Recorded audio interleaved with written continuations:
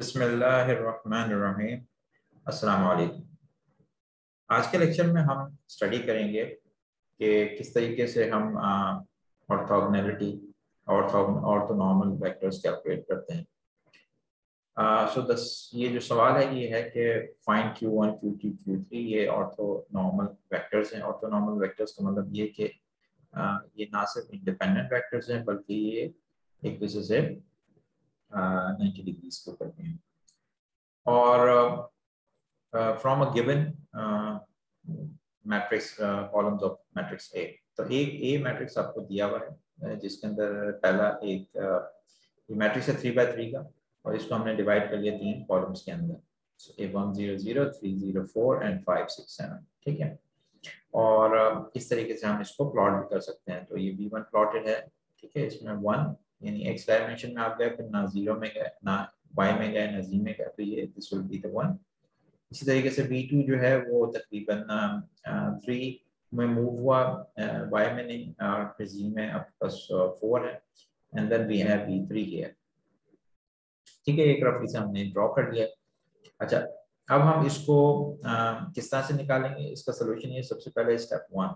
अब सबसे पहले तो हम ये एज्यूम करेंगे Q1 Q2, ये ख्याल रखिएगा कि हमें गिवन जो है वो V1 V2 V3 है, राइट। मैं यहाँ पर लिख लेता हूँ कि हमें जो पहले वेक्टर्स दिए हैं वो कुछ इस तरह से हैं कि हमें जो मैट्रिक्स दिया है दिस इज बेसिकली V1 और V2 और V3 है, और हम ट्रांसफॉर्म करेंगे इसको एक नए मैट्रिक्स के अंदर। लेट्स से बार कह लेता हूँ इसको मैं, और इसके अंदर होगा ये कि इसके अंदर एक वेक्टर होगा Q1 Q2 और Q3, और ये आपस में जो है ये भी इंडिपेंडेंट है, ये भी इंडिपेंडेंट है, लेकिन ये आपस में जो है वो नॉर्मल नहीं है।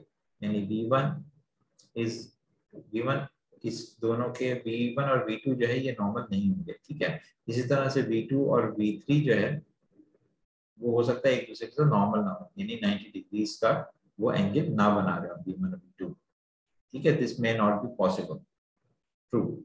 लेकिन Q1 Q2 Q3 जो है दे विल बी लाइक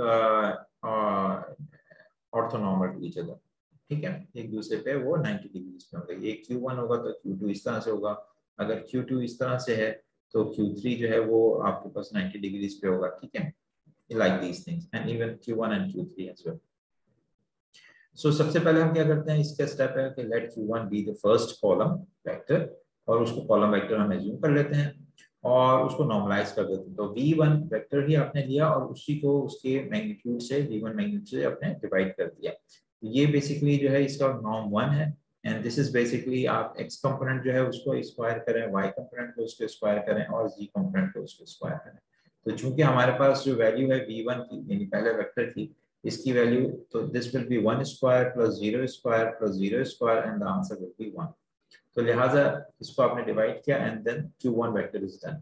हमारे पास Q1 आ गया। स्टेप 2 क्या है, अब स्टेप 2 में हम जो सेकंड ऑर्थो नॉर्मल निकालेंगे Q2, इसका एक प्रोसेस होता है श्मिट प्रोसेस, और श्मिट प्रोसेस हमें बेसिकली एक फॉर्मूला दे बताता है, और वो ये है कि V2 minus the projection of V2 on Q1 हम कर चुके हैं फाइनल, और प्रोजेक्शन ऑफ Q1 निकालने का ये फॉर्मूला है कि आप प्रोजेक्शन ऑफ Q1 निकालने के लिए आप V2 डॉट V1 करेंगे, डॉट प्रोडक्ट है, टाइम्स Q1, और इसको आप माइनस कर देंगे जिसके करेस्पॉन्डिंगली आप उसका ऑर्थोनॉर्मल वेक्टर निकालना है। तो Q2 जो है it is basically orthonormal for the corresponding to V2, तो V2 में से माइनस करेंगे projection of V2 on Q1, तो V2 डॉट प्रोजेक्ट, और ये प्रोजेक्शन का फॉर्मूला है। तो इस तरह से डॉट प्रोडक्ट आपने निकाला V2 और Q1 का और मल्टीप्लाई कर दिया Q1 से, ठीक है। ये आपके पास V2 है, V2 और ये Q1 है, इन दोनों को आपने मल्टीप्लाई किया and then what we are इनका डॉट प्रोडक्ट आपने लिया। डॉट प्रोडक्ट के लिए आप ये देखें इस तरह से करते हैं, डॉट प्रोडक्ट है इसका ख्याल कीजिएगा, ये वेक्टर जो है जब आप डॉट प्रोडक्ट करते हैं तो इंडिविजुअल एलिमेंट्स मल्टीप्लाई होते हैं।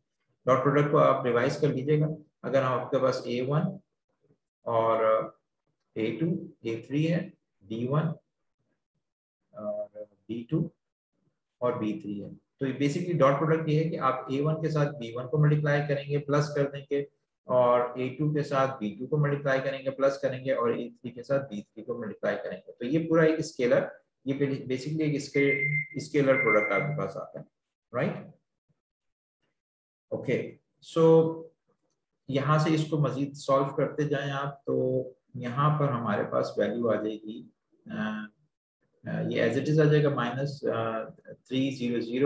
-300,100। इसको सॉल्व करें मजीद, तो finally we will arrive to this Q2 value 004। अब इसको आप नॉर्मलाइज करें। नॉर्मलाइज करने का तरीका ये होता है, जो Q2 आ गया है, इस Q2 को इसी की अपने मैग्नीट्यूड से आपने डिवाइड करना है। तो इसका जो मैग्नीट्यूड आपके पास आया 4 है, और and this is the normalized one. अब हम Q3 की बात करते हैं। Q3 को जब आप कैलकुलेट करेंगे तो उसका फॉर्मूला, क्योंकि आप Q3 कैलकुलेट करें करस्पॉन्डिंग टू दी V3, तो V3 में से माइनस करेंगे projection of this V3 on Q1 and Q2। अब आपके पास प्रोजेक्शन है, दोनों को ख्याल रखना। तो फर्स्ट आपने Q1 के हिसाब से प्रोजेक्शन देखनी है और फिर Q2 के हिसाब से। सो V3 ट्रांसपोज टाइम Q1 जो है, ये वही चीज है, डॉट प्रोडक्ट है basically, into Q1 minus V3 transpose Q2 into Q2। इसको आप सॉल्व कीजिए, and then finally we will arrive to, ये सॉल्व हुआ है आपके पास, इसको वेरीफाई कर लीजिएगा, एंड देन फाइनली भी हमारे पास या इसकी वैल्यू आ गई। सो बेसिकली हमारे पास गिवन जो था, this was the given initially, ये वो गिवन था हमारे पास मैट्रिक्स। इसको हमने ऑर्थोनॉर्मल मैट्रिक्स में कन्वर्ट किया। This is the first step, sorry, और this one, okay, right, okay, so orthogonal में किया कन्वर्ट, और इसके साथ साथ ऑर्थोनॉर्मल में जब आप नॉर्मलाइज कर देंगे with respect to their own magnitudes, तो आपके पास ऑर्थोनॉर्मल। ये ट्रांसफॉर्मेशन बड़ी इंपॉर्टेंट है, और ये फीचर एक्सट्रैक्शन यानी डाटा साइंसेस में भी बहुत ज्यादा काम आती है। ओके, सो अब एक और क्वेश्चन है, now write the matrix A as QR factorization, यानी A को आप लिख सकते हैं QR दो मैट्रिसेस के फॉर्मेट में। Q जो है ऑर्थोगोनल मैट्रिक्स होगा, और R जो है वो अपर ट्रायंगुलर मैट्रिक्स होगा। तो ये दोनों मैट्रिसेस बड़े इंपॉर्टेंट है, और ये किसी भी मैट्रिक्स को आप इस फॉर्मेट के अंदर लिख सकते हैं।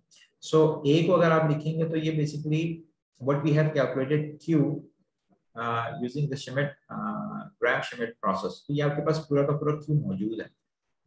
R will be the upper triangular matrix, और R जो है वो that will be simply, अगर आप और से देखें तो ये आपके पास फर्स्ट रो, इसकी सीक्वेंस के हिसाब से आप अगर देखें तो ये जो पहली आपके पास नॉर्मल है, फर्स्ट वाली जो आपके पास वेक्टर आया था, it is basically refers to the row 1। So pick the row 1 from matrix A। R को बनाने का तरीका क्या है, R को किस तरह से बनाना है, how to create the R। तो so pick R1 from the matrix A and place in the first row। ये आपने प्लेस कर दिया। इसके बाद ये देखें तो ये कौन सा है, ये सेकंड जो रो है, ये बेसिकली रेफर कर रही है रो नंबर 3 को, 1 यहाँ पर मौजूद है। So pick row number 3 from matrix A से रो 3 को आप पिक करें, ये वाली रो को, एंड प्लेस इन रो 2, और यहाँ पर।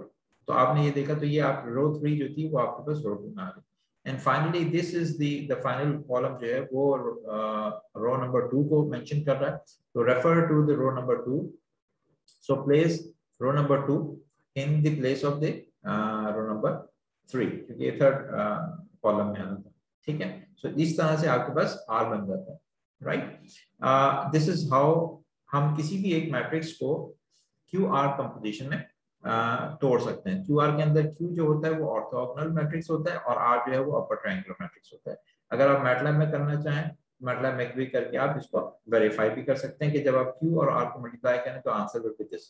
तो ये आपके पास Q मैट्रिक्स, ये Q मैट्रिक्स था, ये R मैट्रिक्स था, इसको मैंने मैटलैब के अंदर एंटर किया, and you can see the answer is the same original matrix A।